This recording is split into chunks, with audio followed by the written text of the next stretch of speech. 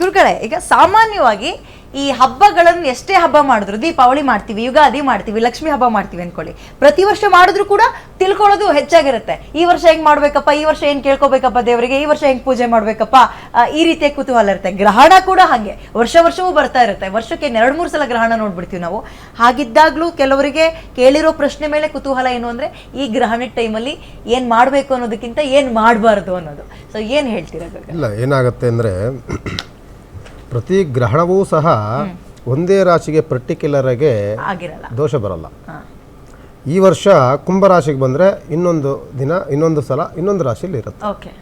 ಅಂದರೆ ಯಾವಾಗ ಒಂದು ರಾಹು ಎಲ್ಲಿ ಸೇರಿರುತ್ತೋ ಅಥವಾ ಕೇತು ಎಲ್ಲಿರುತ್ತೋ ಆ ರಾಶಿಗಳಿಗೆ ಆ ಗ್ರಹ ಜೊತೆ ಯಾವಾಗ ಸೂರ್ಯ ಮತ್ತು ಚಂದ್ರ ಸೇರ್ಕೊಳ್ತಾರೋ ಆವಾಗ ಗ್ರಹಣ ಕಾಲಗಳು ಅಂತ ಬರ್ತವೆ.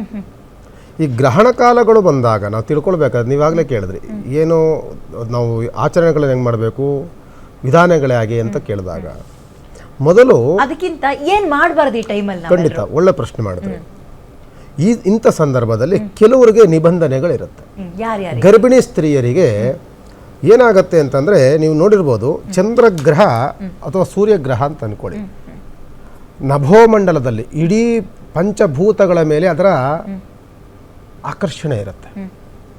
ಪಂಚಭೂತಗಳ ಮೇಲೂ ಸಹ ಅದರ ಅಧಿಕಾರಗಳಿರುತ್ತೆ, ಅದರ ಪ್ರಭಾವಗಳಿರುತ್ತೆ. ಚಂದ್ರಗ್ರಹ ಬಿಡುವಂತಹ ಆ ಗ್ರಹದ ರಶ್ಮಿಗಳಿರುತ್ತಲ್ಲ, ಕಿರಣಗಳಿರುತ್ತಲ್ಲ, ಅದು ನೇರವಾಗಿ ಇಡೀ ಭೂಮಂಡಲದ ಮೇಲೆ ಅದು ಪಸರಿಸುತ್ತೆ. ಒಂದು ಸಸ್ಯವಾಗಿರ್ಬೋದು, ಒಂದು ಗಿಡ, ಮರ, ಗಿಡ, ಬಳ್ಳಿ ಎಲ್ಲ ಪ್ರತಿಯೊಂದ್ರ ಮೇಲೂ ಅದು ಇಬ್ಬನಿಗಳು ಬೀಳುತ್ತೆ. ನೀವು ಬೆಳಗ್ಗೆ ಕಾಲದಲ್ಲಿ ನೋಡ್ರಿ ಎಲ್ಲ ಗಿಡ ಮೇಲೂ ಇಬ್ಬನಿಗಳಿರುತ್ತೆ. ಮಳೆ ಇಲ್ಲದಲ್ಲಿ ಇದ್ರೂ ಸಹ ಇಬ್ಬನಿಯಿಂದ ಬದುಕುವಂಥ ಜೀವಿಗಳು, ಸಸ್ಯಗಳಿದ್ದಾವೆ. ಅದು ಚಂದ್ರನಿಂದ ಮಾತ್ರ ಸಾಧ್ಯವಾಗುತ್ತೆ. ಈ ಕಿರಣಗಳೇನಾಗುತ್ತೆ, ಈ ರಾಹುವಿನ ಜೊತೆ ಸೇರಿಕೊಂಡಾಗ ಅದು ವಿಷಪೂರಿತವಾಗುತ್ತೆ. ಅಮೃತಮಯವಾಗಿದ್ದಂತಹ ಒಂದು ಇಬ್ಬನಿಯ ಹನಿ ಅದು ವಿಷಪೂರಿತವಾದಾಗ ಅದು ಒಬ್ಬ ಮನುಷ್ಯನ ದೇಹದಲ್ಲೋ ಅಥವಾ ಆ ಮನುಷ್ಯನ ಮೇಲೆ ಆ ರಶ್ಮಿಗಳು ತಾಕಿದಾಗ ಒಂದು ಗರ್ಭಿಣಿ ಸ್ತ್ರೀ ಇದ್ದರೆ ಅಲ್ಲಿ ನ್ಯೂನತೆಗಳಾಗಬಹುದು, ಚಂದ್ರನ ದೋಷಕ್ಕೆ ನಾವು ಗುರಿಯಾಗಬಹುದು, ಹುಟ್ಟುವಂಥ ಮಕ್ಕಳಿಗೆ ಯಾವುದಾದ್ರೂ ನ್ಯೂನತೆಗಳಿಂದ ಹುಟ್ಟಬಹುದು ಅನ್ನುವಂಥ ಮುನ್ನೆಚ್ಚರಿಕೆಯಿಂದ ಅಂಥವರು ಹೊರಗಡೆ ಬರಬಾರದು. ಅಂಥವರು ಊಟ ಉಪಚಾರಗಳನ್ನು ಮಾಡಬಾರದು. ಭೋಜನಾದಿಗಳನ್ನು ನಾನು ಆಗಲೇ ಕೆಲವು ವಾಹಿನಿಗಳಲ್ಲಿ ನೋಡಿದೆ, ಅದೇನಾಗ್ಬಿಡುತ್ತೀರಿ, ಹಂಗೆ ಮಾಡೋದ್ಬಿಡುತ್ತೀರಿ. ಮನುಷ್ಯನಿಗೆ ಏನಾಗುತ್ತೆ ಅಂದರೆ, ಅವನಿಗೆ ಅರಿವಾದಾಗ, ಅವನಿಗೆ ಸಮಸ್ಯೆ ಅಂತ ಬಂದಾಗಲೇ ಅವನಿಗೆ ಅದರ ಪ್ರಭಾವಗಳು ಗೊತ್ತಾಗುತ್ತೆ ಹೊರತು ಅದರ ಮುಂಚೆ ಅವನಿಗೆ ಗೊತ್ತಾಗೋದಿಲ್ಲ. ಉಡಾಫೆಲ್ಲ ಮಾತನಾಡ್ತಿರ್ತಾನೆ, ವಿತಂಡವಾದಗಳನ್ನು ಬುದ್ಧಿಜೀವಿಗಳು ಮಾತನಾಡ್ತಿರ್ತಾರೆ. ಆದರೆ ಒಂದು ನಿಬಂಧನೆಗಳಿದೆ, ಏನೋ ಒಂದು ಶಾಸ್ತ್ರ ಇದೆ, ಅದಕ್ಕೊಂದು ಏನೋ ಒಂದು ಆಚಾರ ವಿಚಾರಗಳಿದೆ ಅಂದರೆ ಅದಕ್ಕೆ ನಾವು ಗೌರವ ಕೊಡಬೇಕು. ಯಾಕೆ ಅಂತಂದರೆ ಸುಮ್ಮನೆ ಆಚಾರ ವಿಚಾರಗಳು ಬರೋದಿಲ್ಲ, ಸುಮ್ಮನೆ ಅದೆಲ್ಲವೂ ಸಹ ಒಂದು ಸಂಪ್ರದಾಯಗಳು ಬರೋದಿಲ್ಲ. ಗರ್ಭಿಣಿ ಹೆಣ್ಮಕ್ಳು ಅಂದರೆ ಗರ್ಭಿಣಿಯರು ಹೊರಗಡೆ ಬರಬಾರ್ದು. ಜೊತೆಯಲ್ಲಿ ನೀವು ತಿಳ್ಕೊಳ್ಬೇಕಾಗ್ತದೆ, ಅದೊಂದೇ ಅಲ್ಲ, ಚಂದ್ರ ನಾನು ಆಗಲೇ ಹೇಳಿದೆ ಮನೋಕಾರಕ, ಮನಸ್ಸಿನ ಮೇಲೆ ಅತ್ಯಂತ ಪ್ರಭಾವವನ್ನು ಬೀರುವಂತಹ ಒಂದು ರಾಶಿ. 1 ವರ್ಷದ ಒಳಭಾಗದಲ್ಲಿರುವಂಥ ಚಿಕ್ಕ ಮಕ್ಕಳು ಸಹಿತ ಹೊರಗಡೆ ಬರಬಾರ್ದು. ಅದು ಬಂದಾಗ ಆರೋಗ್ಯವಾಗಿರುವಂತಹ ಮಗುವಿಗೂ ಸಹ ಸಣ್ಣ ಪುಟ್ಟ ವ್ಯತ್ಯಾಸಗಳಾಗುವಂಥ ಸಾಧ್ಯತೆಗಳಿರುತ್ತೆ ಆರೋಗ್ಯದಲ್ಲಿ. ಯಾಕೆಂದರೆ 1 ವರ್ಷದ ಮಗುವಿಗೆ ಆಗತಾನೆ ಬೆಳೆದಂಥ ಒಂದು ಸಣ್ಣದಾದ ಒಂದು ಮೊಳಕೆ ರೀತಿಯಲ್ಲಿರುವಂಥ ಮಗುವಿಗೆ ಅದರ ಮೇಲೂ ಪ್ರಭಾವವನ್ನು ಬೀರುವಂಥ ಸಾಧ್ಯತೆಗಳಿರುತ್ತೆ. ಆದ್ದರಿಂದ 1 ವರ್ಷದೊಳಗಿರುವಂಥ ಮಕ್ಕಳಾಗಲಿ ಗರ್ಭಿಣಿ ಸ್ತ್ರೀಯರಾಗಲಿ ಈ ಗ್ರಹಣ ಕಾಲವನ್ನು ನೋಡಬಾರ್ದು. ಗ್ರಹಣದ ರಶ್ಮಿಗಳು, ಕಿರಣಗಳು ಅದರ ಮೇಲೆ ಬೀಳಬಾರ್ದು. ಅದಕ್ಕೋಸ್ಕರವಾಗಿ ಆದಷ್ಟು ಸಹ ನಾವು ಮನೆಯಲ್ಲಿಯೇ ಇಂಥ ಸಮಯದಲ್ಲಿ ಕಾಲವನ್ನು ಕಳಿಬೇಕು. ಭೋಜನಾದಿಗಳನ್ನು ಸಹ ಪ್ರತಿಯೊಬ್ಬ ಮನುಷ್ಯ ಒಬ್ಬ ಆರೋಗ್ಯ ವ್ಯತ್ಯಾಸವಾಗಿದ್ದಾನೆ ಅಂತ ಅಂದಾಗ ಇಂಥ ಸಂದರ್ಭದಲ್ಲಿ ಸ್ಪರ್ಶಕಾಲದಲ್ಲಿ ಆಹಾರವನ್ನು ತೆಗೆದುಕೊಂಡಾಗ ಇನ್ನೊಂದು ರೀತಿಯಾದ ಆರೋಗ್ಯದಲ್ಲಿ ವ್ಯತ್ಯಾಸವನ್ನು ಮತ್ತೆ ಕಾಣ್ತಾನೆ ಅವನು. ಆದ್ದರಿಂದ ಭೋಜನಾದಿಗಳಿಗೆ 1-2 ಗಂಟೆ ಮುಂಚಿತವಾಗಿ ಭೋಜನವನ್ನು ಮುಗಿಸ್ಕೊಳ್ಳಿ ಅಂತ ಹೇಳುವಂಥದ್ದು. ಆದ್ದರಿಂದ ಭೋಜನಾದಿಗಳನ್ನು ನಿಷಿದ್ಧವನ್ನು ಮಾಡಿ ಈ ಊಟ ಉಪಚಾರ ಎಲ್ಲ ಬಿಟ್ಟು ಬಿಡಬೇಕು ಅಂತಿರಲ್ಲ, ಇದು ಎಲ್ಲರಿಗೂ ಅನ್ವಯ ಆಗುತ್ತಾ? ಮಕ್ಕಳಿಗೆ, ಹುಷಾರಿಲ್ಲದವರಿಗೆ, ಅಥವಾ ಎಕ್ಸೆಪ್ಷನ್? ಖಂಡಿತವಾಗಿ ಇದು ಎಲ್ಲರಿಗೂ ಸಹ. ಈ ಗ್ರಹಣ ಎಷ್ಟಿದೆಯೇ, ಎಷ್ಟು ಗಂಟೆ ಹಿಡಿಯುತ್ತೆ? 1.5 ಗಂಟೆಗಳ ಕಾಲ ಸ್ಪರ್ಶವಾಗುತ್ತೆ. ಅಂದ್ರೆ 1 ವರ್ಷದ ಒಳಗಿನ ಮಕ್ಕಳು ಕೂಡ ಹೊರಗೆ ಹೋಗಿ ನೋಡಬಾರ್ದು. ಖಂಡಿತ. ನನ್ನ ಕುತೂಹಲ ಕೇಳ್ತಾ ಇದ್ದೀನಿ ಪ್ರಶ್ನೆ, ಇದು ಖಂಡಿತವಾಗ್ಲೂ ವಿತಂಡವಾದ ಅಲ್ಲ.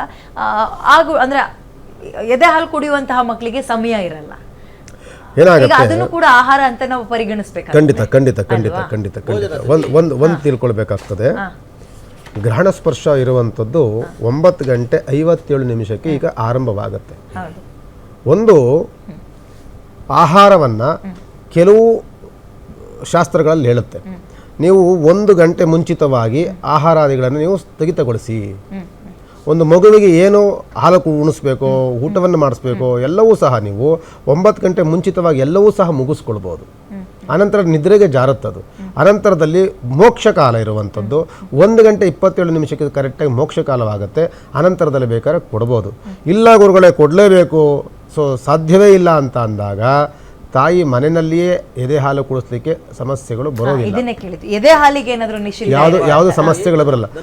ಹೊರಗಡೆ ನಾವು ಯಾವುದೂ ಸಹ ಗೋಚಾರಕ್ಕೆ ಬರುತ್ತೋ, ನಾವು ಕಣ್ಣಿಂದ ನೋಡ್ಲಿಕ್ಕೆ ಏನು ಆಹಾರ ಸಿಗುತ್ತೋ ನಿಮ್ಮ ಪಾಯಿಂಟ್ ಸಿಕ್ತು, ಅದಕ್ಕೆ ಸ್ಪರ್ಶವಿರುತ್ತೆ.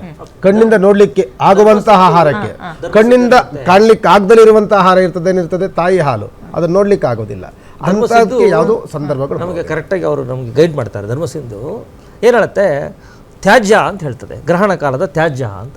ಏನು ಬಿಡಬೇಕು ಅದು ತ್ಯಾಜ್ಯ ಅಂದರೆ ಏನು ಬಿಡಬೇಕು ಅಂತ, ಅದು ಭೋಜನ. ಅದು ಒಂದು ಕೂಡ ಭೋಜನದಲ್ಲಿ ನಾವು ನೋಡ್ತಿರ್ತೀವಿ, ನೀವು ತೋರಿಸ್ತೀರ ಅಂತ ಕಾಣುತ್ತೆ. ಆಮೇಲೆ ಎಲ್ಲ ನಿಂತ್ಕೊಂಡು ಊಟಗಳು ಮಾಡ್ತಿರ್ತಾರೆ, ತಿಂಡಿ ತಿಂತಿರ್ತಾರೆ, ಏನೂ ಆಗಲಿಲ್ಲ ಅಂತಿರ್ತಾರೆ.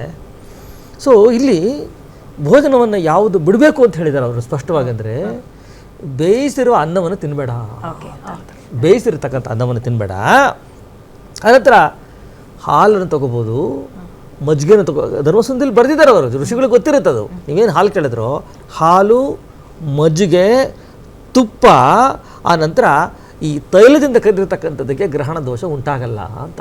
ನಾವು ತೈಲದಿಂದ ಏನು ಕರೆದಿರ್ತೀವಿ, ಎಣ್ಣೆಯಲ್ಲಿ ಕರೆದಿರ್ತೀವಲ್ಲ, ಎಣ್ಣೆಯಲ್ಲಿ ಕರೆದಿರೋದಕ್ಕಾಗಲಿ, ಹಾಲಿಗಾಗಲಿ, ಮಜ್ಜಿಗೆಗೆ, ತುಪ್ಪಕ್ಕೆ ಅದು ಗ್ರಹಣ ದೋಷ ಉಂಟಾಗಲ್ಲ. ಆದರೆ ಅದನ್ನು ಬಿಡಬೇಕಂತ ಏನಿಲ್ಲ, ಬೇಯಿಸಿರ್ತಕ್ಕಂಥ ಅನ್ನವನ್ನು ಬಿಡು ಅಂತ ಹೇಳಿದ್ದಾರೆ. ಇಂತಿಷ್ಟು ಗಂಟೆಗಳ ನಂತರ ಕೆಡುವಂತಹ ಆಹಾರಗಳನ್ನ ಮುಟ್ಟಬೇಡಿ ಅಂತ. ಈಗ ಅನ್ನ ಬೇಯಿಸಿರ್ತೀವಿ, ಬೆಳಗ್ಗೆ ಇವತ್ತು ರಾತ್ರಿ ಬೆಳಗ್ಗೆ ಅಷ್ಟೊತ್ತಿಗೆ ಹಾಳಾಗಿರುತ್ತೆ, ಅಂತವನ್ನ ದೂರವಿಡಿ ಅಂತ. ಬರ್ತೀನಿ ನಿಮ್ಮ ಹತ್ರ. ನೀವೇನಾದ್ರೂ ಹಾಲು ಕೊಡ್ತೀರಂದ್ರೆ ಹಾಲನ್ನು ಕೊಡ್ಬೋದು, ಚಿಂತೆ ಇಲ್ಲ.